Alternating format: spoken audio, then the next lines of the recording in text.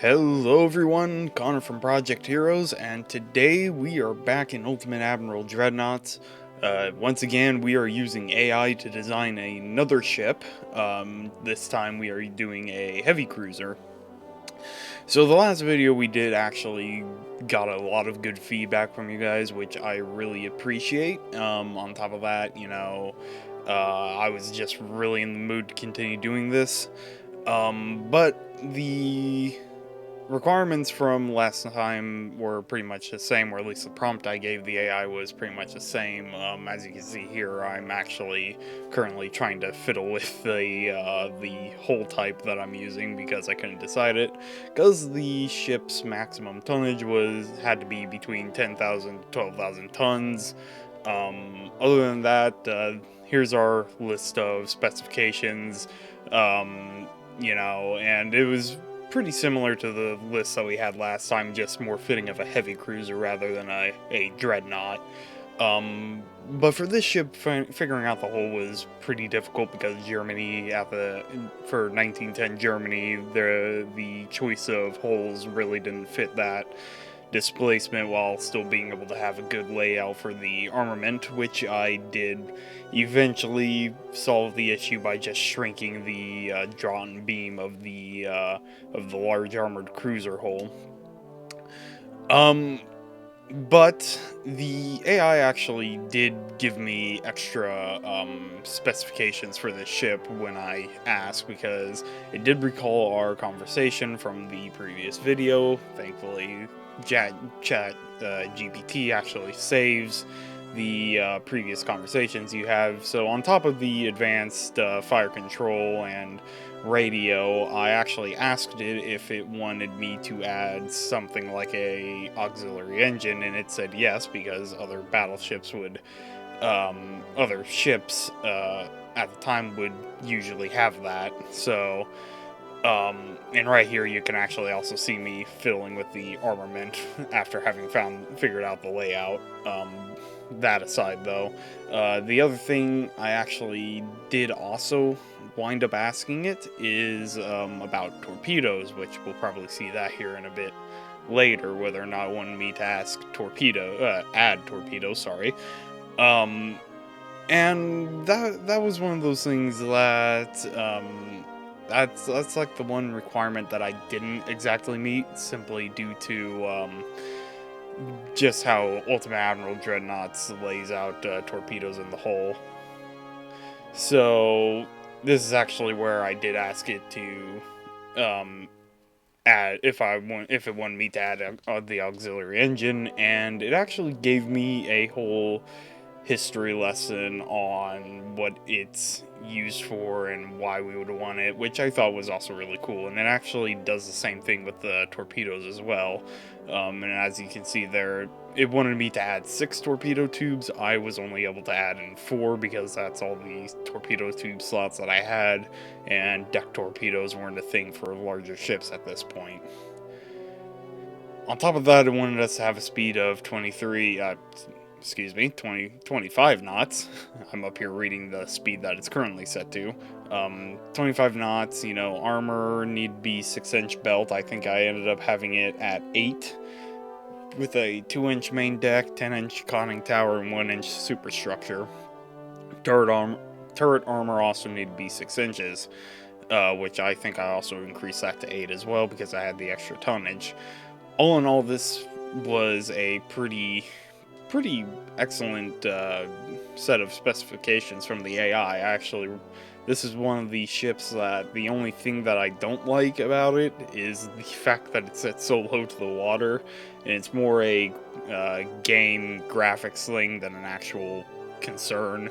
But it sits so low to the water that the waves in the battle will just flow over the deck, and it gets a little weird to look at.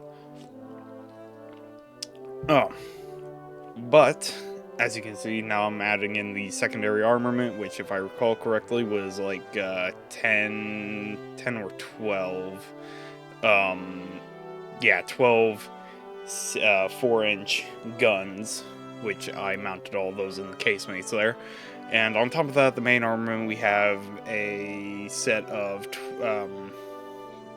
I'm trying to remember, a set of 10 8-inch guns. They all needed to have a range table similar to that of the guns on the Dreadnought, which was, of course, a bit more difficult to manage.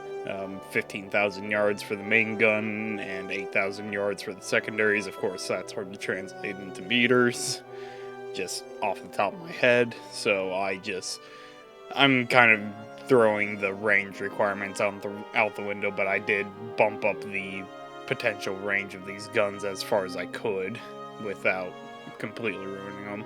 On top of that, the AI also did want me to add the torpedo belt, like what we had on the Dreadnought. It actually, which made sense. But we'll see a bit of that used later, and I'm glad that it asked me to add it. But here we are in the battle. Testing this ship, it actually performed pretty well. Surprisingly well. I wasn't actually sure how well it would do. I'm not so much of a heavy cruiser guy.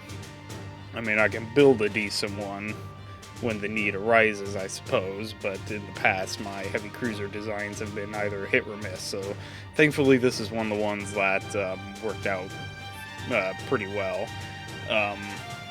But we did name the ship the Northwind, and I could probably, if I recall correctly without looking at it, the AI actually wished me to name it the Northwind because of our fictional nation's northern location, and the ship being meant to be a swift and hard-hitting defender of our coast and convoys. So, but here the 8-inch guns actually did impress me, though. They were able to hit, well, as the AI put it, they were able to hit pretty hard, and as you can see, I mean, we are getting pretty decent penetration with the 8-inch guns on that enemy heavy cruiser, and at the same time, we are actually taking a lot of hits. We aren't taking much damage. We're easily causing flooding, and all in all, yeah. But the torpedoes weren't very helpful, as you might have saw there. We actually launched 2 torpedoes, the first one exploding, and then the second one didn't even make it to the target before the enemy sunk. So sadly, the torpedoes are more just meant for like defending against battleships on the off chance that we run into one.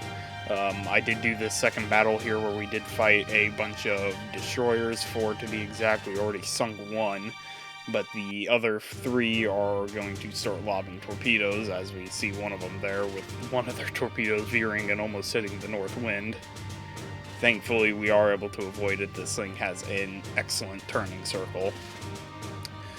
Now, one concern that I did have was the torpedoes themselves. I wasn't sure if this thing was going to be able to avoid all of them, and later we see that we don't, like right here. We aren't able to avoid one, which is why I'm glad the AI had me add in the torpedo belt, because we sit very low to the water. We're one of the more easily floodable ships, but maximum bulkheads and the torpedo bulge did help prevent us from sinking entirely, so we were fine and dandy, and pretty devastating against destroyers with our main armament of 8 inches, and actually being once again focused around HE, which the AI never ceases to disappoint me.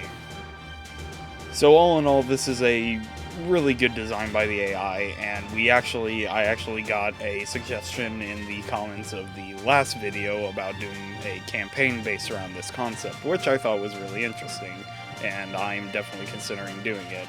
But anyways, I hope you all enjoyed. If you did, please leave a like and comment. Lets us know that you are enjoying this content and you want to see more. And if you do want to see more, don't forget to subscribe. That way you don't miss any of our future content. Thank you all for watching, and I'll see you all next time.